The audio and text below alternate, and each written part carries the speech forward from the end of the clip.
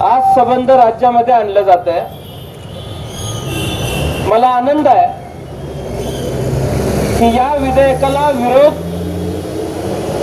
हा संबंध राज्यामध्ये त्याची सुरुवात कुठे झाली असेल तर ती सांगली जिल्ह्यामध्ये झाली आणि एका अशा जिल्ह्यामध्ये ज्या जिल्ह्यामध्ये वसंतदादा असतील, ज्या जिल्ह्यामध्ये राजाराम बापू असतील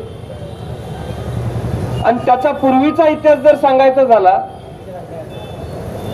तर अगदी क्रांतिसिंह नाना पाटलांपासून जी.डी. बापूंपासून हा इतिहास या जिल्ह्याने संबंध राज्याला दाखवून दिलेला आहे। मला विश्वास आहे की या जिल्ह्यातून ज्यावेळेस आपण या लढ्याला सुरुवात केलेली आहे, हा लढा राज्यातल्या कानाकोपऱ्यापर्यंत पोहोचवण्याचं काम आपल्या सर्वांच्या माध्यमातून झालं पाहिजे असा विश्वास सुद्धा मी आज या ठिकाणी व्यक्त करतोय। आदरणीय जयंत पाटील साहेबांनी हे विधेयक ज्यावेळेस विधान भवनामध्ये आणलं जाणार होतं त्यावेळेस या विधेयकाच्या संदर्भामध्ये आम्हाला माहिती दिली होती। आमच्या सर्वांचं ठरलं होतं की प्रत्येक पक्षाच्या वतीने, मग काँग्रेस असेल, शिवसेना उद्धव साहेबांचा पक्ष असेल, आपल्या पक्षाच्या माध्यमातून असेल, 3-3 लोक या विधेयकावर बोलतील, पण सत्ताधारी पक्षाने हे विधेयक जनमानसांना कळू नये या भावनेनं विरोधी पक्षातल्या नेत्यांना सुद्धा पुरेसा वेळ या विधेयकावर बोलण्यासाठी दिला नाही। किंबहुना लोकांपर्यंत कमीत कमी माहिती या विधेयकाच्या बाबतीमध्ये कशी पोहोचेल याची खात्री आजचं शासन काम करताना घेतंय।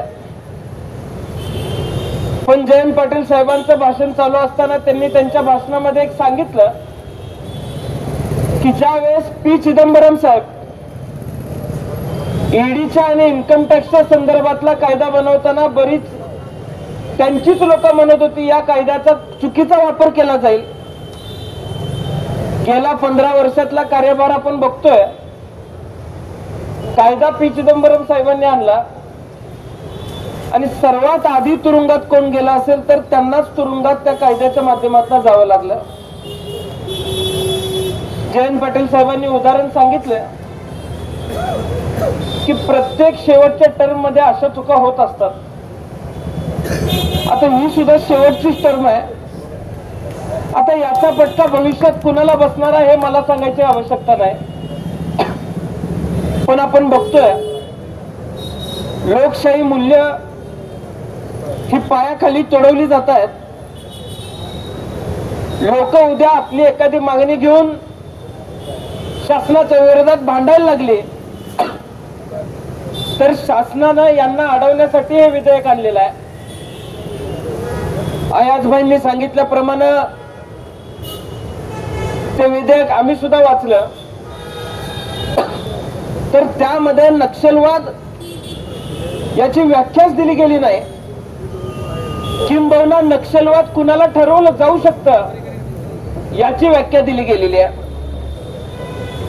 आज सांगली शहरामध्ये असेल, जमादार सर उद्या रस्ते खराब आहेत म्हणून आंदोलन करायची वेळ आली, शासन ऐकून घ्यायला तयार नाही असं वाटायला लागल्यानंतर लोकांचा जनप्रक्षोभ होऊ शकतो।